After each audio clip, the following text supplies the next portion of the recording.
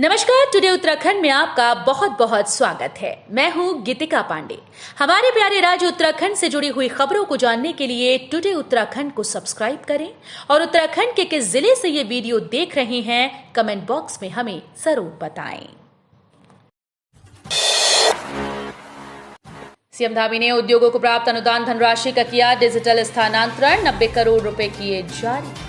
मुख्यमंत्री पुष्कर सिंह धामी ने औद्योगिक विकास योजना के अंतर्गत स्थापित उद्योगों को भारत सरकार से प्राप्त अनुदान धनराशि का डिजिटल स्थानांतरण किया। मुख्यमंत्री ने 40 औद्योगिक इकाइयों को स्वीकृत 90 करोड़ रुपए की धनराशि लाभार्थियों के खातों में स्थानांतरित की। भारत सरकार की औद्योगिक विकास योजना 2017 के अंतर्गत हिमालयी राज्यों उत्तराखंड और हिमाचल प्रदेश में औद्योगिकीकरण को प्रोत्साहित किए जाने के लिए स्थापित होने वाली विनिर्माण और सेवा क्षेत्र की इकाइयों को संयंत्र और मशीनरी में किए गए निवेश पर 30% की दर से अधिकतम 5 करोड़ रुपए तक की सब्सिडी दी जाती है। जिम कॉर्बेट के मेहमानों को मिलेगी बेहतर सर्विस, अब कर्मचारी सीखेंगे होटल मैनेजमेंट के गुण। बड़े बड़े होटल रिजॉर्ट की तर्ज पर अब कॉर्बेट पार्क प्रशासन भी पर्यटकों का स्वागत सत्कार प्रोफेशनल तरीके से करेगा। यहाँ आने वाले मेहमानों को बेहतर सर्विस देने के साथ साथ उनके साथ अच्छा व्यवहार के लिए कॉर्बेट प्रशासन अपने कर्मचारियों खासकर रूम अटेंडेंट को बेसिक प्रशिक्षण दिलाएगा। कॉर्बेट नेशनल पार्क के ढिकाला, सुल्तान, खिनानौली, बिजरानी, ढेला, झिरना क्षेत्र में वन विश्राम गृह में देश विदेश से पर्यटकों के अलावा नेता, मंत्री, न्यायाधीश और वरिष्ठ अधिकारी भी आते रहते हैं। ऐसे में रूम अटेंडेंट की जिम्मेदारी बढ़ जाती है।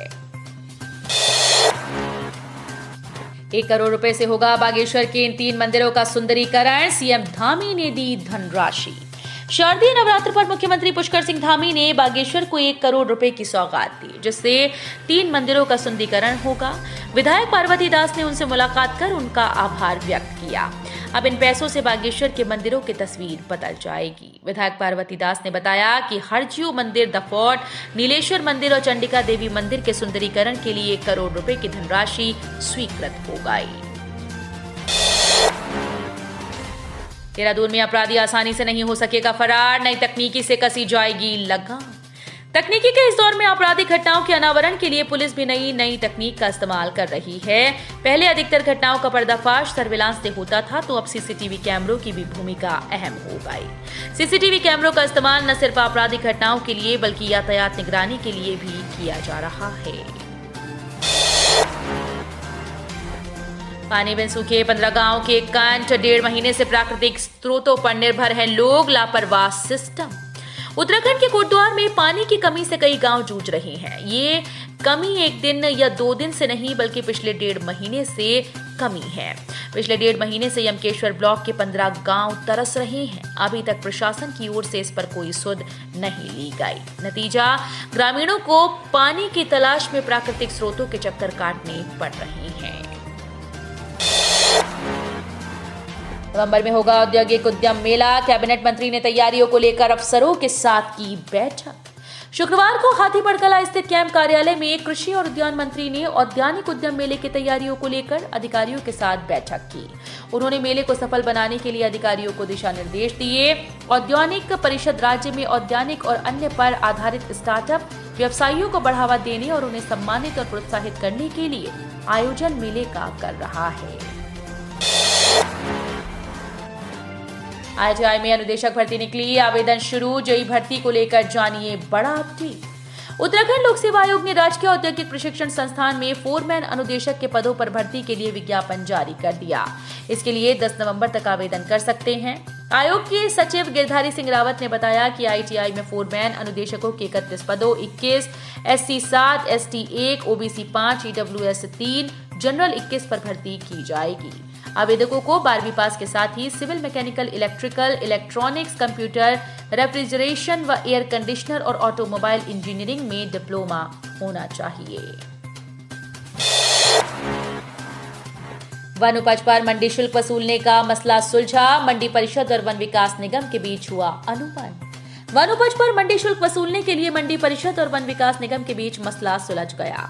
अब वन विकास निगम की लकड़ी की नीलामी पर 2.5 मंडी शुल्क की वसूली करेगी। शुल्क से प्राप्त होने वाले राजस्व में वन विकास निगम 10% राशि अपने पास रखेगा।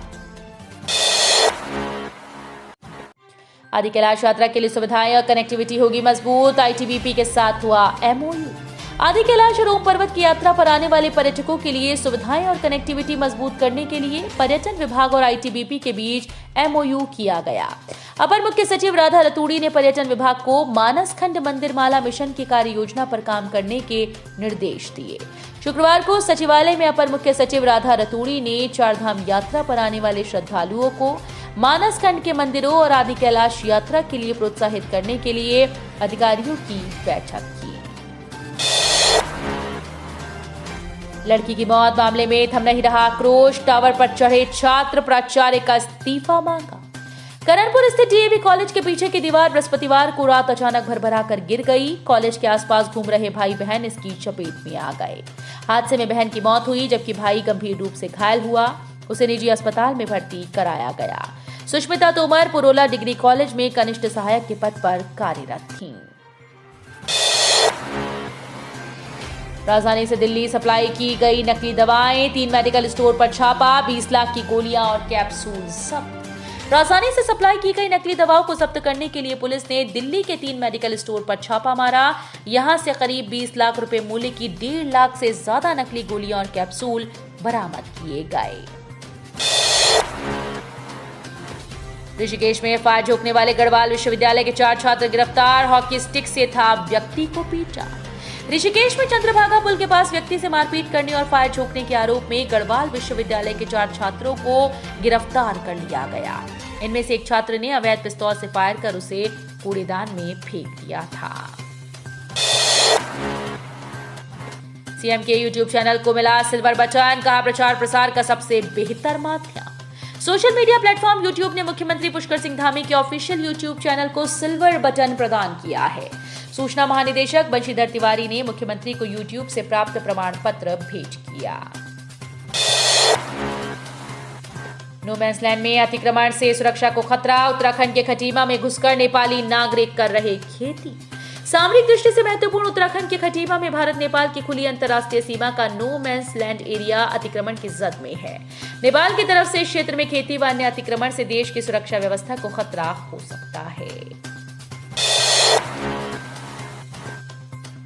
हाईवे पर कैंटर ने बाइक को रौंदा। दर्दनाक हादसे में पिता और पुत्र की मौत। नेशनल हाईवे नानक सागर देवा नदी पर बने पुल पर टायर फटने के कारण तेल से भरे 6 टायरा कैंटर ने अनियंत्रित होकर सामने से आ रहे बाइक सवार पिता पुत्र को रौंद डाला। पिता पुत्र की मौके पर ही मौत हो गई। शनिवार सुबह सितारगंज की ओर से नानकमत्ता आ रहे तेल से लोडेड कैंटर यूके 18 CA 71328 ने नानक सागर डाम की देवा नदी पर बने पुल की रेलिंग से टकरा गया। रेलिंग से टकराने के बाद कैंटर का टायर फटने से चालक नियंत्रण खो बैठा और 100 मीटर तक घसीटते हुए सामने से आ रही बाइक यूके से जा टकराया।